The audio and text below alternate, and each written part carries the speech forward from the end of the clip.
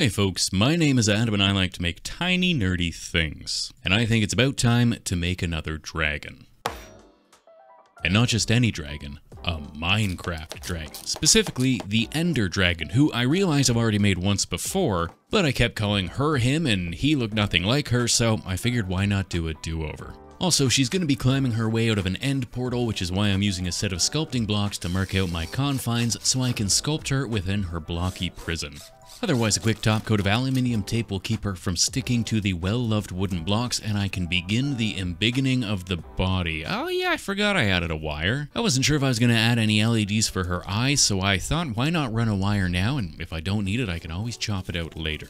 However, with the wire in place, I can start bulking out her ample bosom with aluminium foil to reduce the amount of clay I'll need. Of course, I'm still going to need a hell of a lot of clay to thicken up her impressive midsection, but with her shiny metal core, I've at least cut that amount in half. Now, I know I said the last Ender Dragon looked nothing like her, and I'll admit this won't either, but I'll at least start out by trying to keep her general proportions in check by making her big boxy body first, then building out the rest of the shape from that. I also realized that I couldn't get to her side, so I've removed the portal walls to allow me to smooth her lumpy clay physique out before moving on to adding the details. At this point, I've realized the wire is a waste of time, so I'll chop the excess away and replace it with a big lumpy upper jaw which can get blended into the neck before the bottom jaw can be attached. A couple more strategically placed lumps will get the head looking a little bit more menacing, and I can add a bit more shape to the torso as well as give her an aggressive lean to one side. I want her to be climbing out of the portal, and I think by giving her a big lean to the left, it should help give her the impression of movement.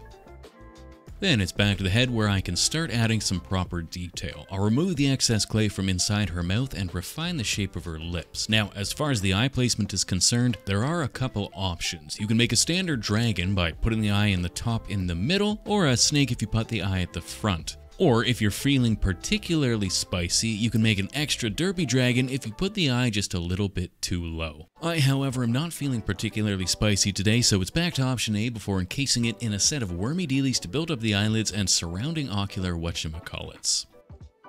Then it's into the mouth where I'll spend a fair amount of time trying to make the inside of the mouth look realistic, only to realize just now that you can't actually see anything I'm doing. I'll then poke a couple smelling slots into the front of her face and begin the untoothening process by jamming some pre-baked teeth into the pre-poked tooth holes. And once I've got a full set of teeth, I can fit a tongue down the center to finish off the mouth, and I can start to add some detail to her torso. I decided to go with the old tried, tested, and true overlapping belly scales for the scales on her belly. Then, using an extra long, extra wormy noodle drape from the back of her head down to the bottom of her torso, I can separate the two halves. Now at this point, I need to figure out what kind of scaly dragon texture I want for the rest of her skin, and while I could add individual scales one at a time, the very thought of doing that makes my balls itch. Fortunately, I have this little wooden cup filled with all my pre-made texture rollers. There's tiny snake scales, slightly larger overlapping scales, and random tiny bumps. However, the winner today is going to be these wonky, mostly random crater-looking scales. I can roll the roller over Jean's body, which will leave a lovely little indent and creating easy, near-instant texture that would otherwise take me more time than I care to contribute to any one project. A teeny tiny bumpy roller will add the last detail to her head, and I can fancy up her gums a little bit before going back to her chest scales to add some much needed striation, followed by lots of little hand-hammered bumps. Otherwise, once everything's looking adequately bumpy, I can put the side rails back in place and get to work making her arms. Because I've given Jean a mean lean, one of her arms is going to be slightly bent while the other one is almost fully extended. I've cut 2 wires of equal length that I can then wrap in a thin layer of clay so I can fit them onto Jean's body before building up her muscles.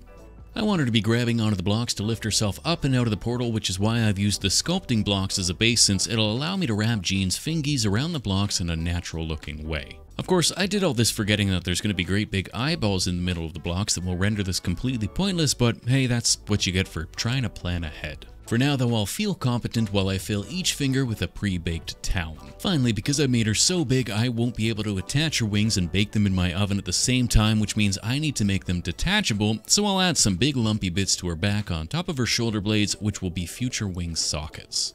Now that I've added all the bits I need to build up the body, I can give it a final once over with the texturizers to fix the too smooth back and arms, and I can move on to adding the extra bits. I've made the wings by baking some little textured lumps onto the ends of some wound wires which fit nicely into my pre-poked wing sockets, and I can work my way down her spine, poking holes that I can then fill with some dragon appropriate spinal spikes. These then of course get blended into the back and textured accordingly.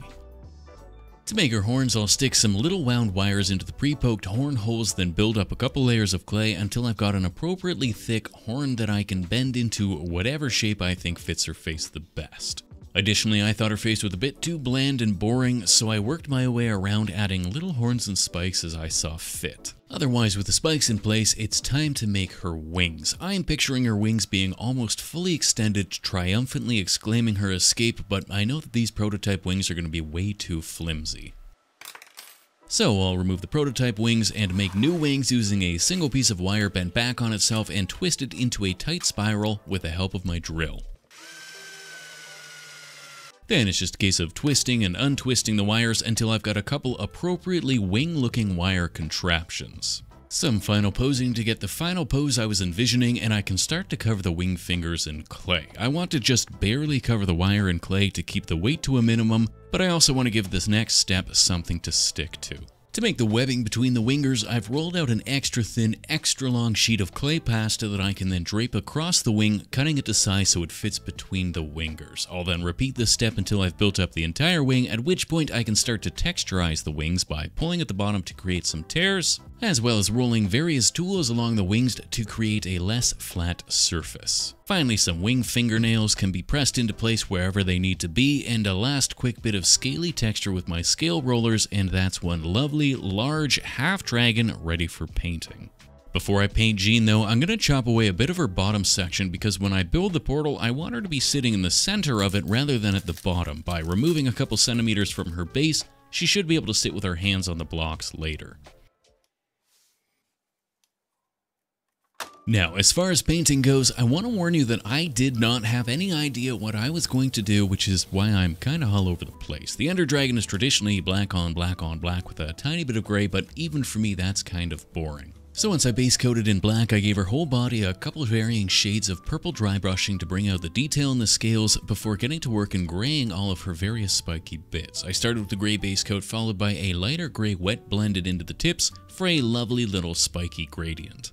Finally, I followed all that up with another dry brushing in lighter gray to highlight the gnarly texture on the spikes. I wanted to lean into the ethereal purple glow, so I worked my way around her body, blasting a bright white ink into the various recesses in her plates and inside her mouth and around her nose and eyes before coming back with a light purple to add what I hoped would be a sort of glowy effect when it was added to all the white bits. It kinda worked around her mouth and eyes, but in the end there was just too much purple on her chest, so I ended up repainting it black anyways.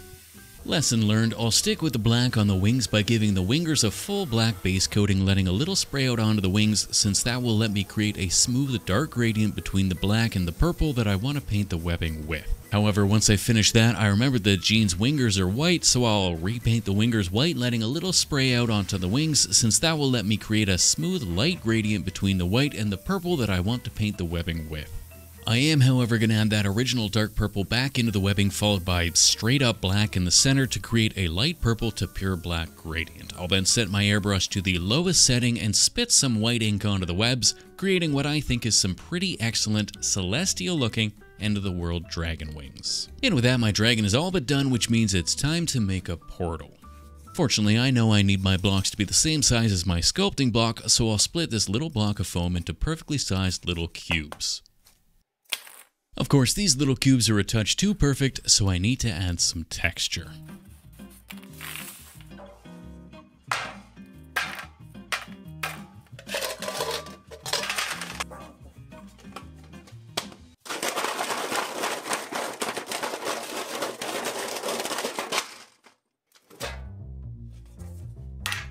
And with that, I can quickly and loudly give my cubes a nice, smooth, and natural texture. Now with 12 equally sized cubes, I've got the making of a end portal, but in order to actually open said portal, I'm gonna need some eyeballs. This is a cabochon, and it's basically just a little glass half-bead. Well, no, it's not basically a little glass half-bead, that's literally what it is. And it's gonna be my eyeball. I'll start by painting a slightly wonky black slit in the center that I can then build up the color on top of by sponging some light green, followed by a dark green, followed by a light blue, followed by a final full coat of dark blue. Then once it's dried, I can flip it over and admire what is a pretty damn perfect little ender eyeball. I can then take this eyeball and press it into the foam cube, deforming the foam so that the eyeball sits neatly in its little crater.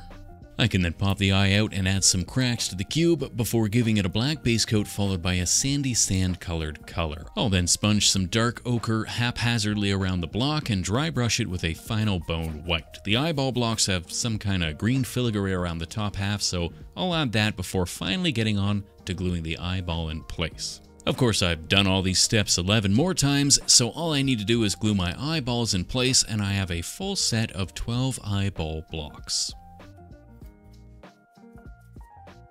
I can then glue my blocks together in sets of 3 with the eyeballs facing inwards, at which point all that's left to do is add the portal. To center the portal and lift the block slightly off the ground, I cut a little plexiglass shelf to fit in the middle and I added some little risers to the side. This way I can attach my blocks without having to add any braces to the corners, keeping the 3x3 floating wonky portal shape. All that's left to do then is make my portal goo. I'll make said portal goo by mixing some silicone caulking with an ample amount of black ink. I'll then spread this onto my Perspex shelf, then using a finger and lots of isopropyl alcohol, I'll smooth the silicone out so it looks a little bit more like a pitch black portal. Finally, to add that starry effect, I can flick some white ink onto the portal. Now before the silicone can cure, I'll glue each of the eyeball triplets around the edge of the portal onto those pre-attached Perspex legs. And with that, I've got a terrific little end portal ready for an escaping dragon. Because the silicone is still soft, I can press Jean down into the goo, which will harden and hold her in place. All that's left to do then is attach her wings, and I'd say we're all done here, and on to the Glamour Shots.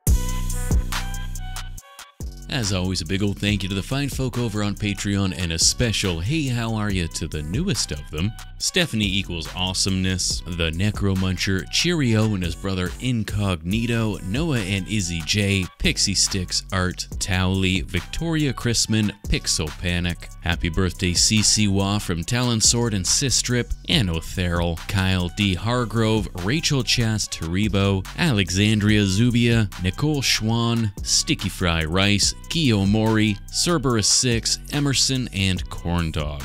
You are the multi-eyed portal to another dimension that allows this big, goofy dragon of a channel to escape the realities of getting a real job. Ugh, that one hits a bit too close to home. Otherwise, we'll see you next time.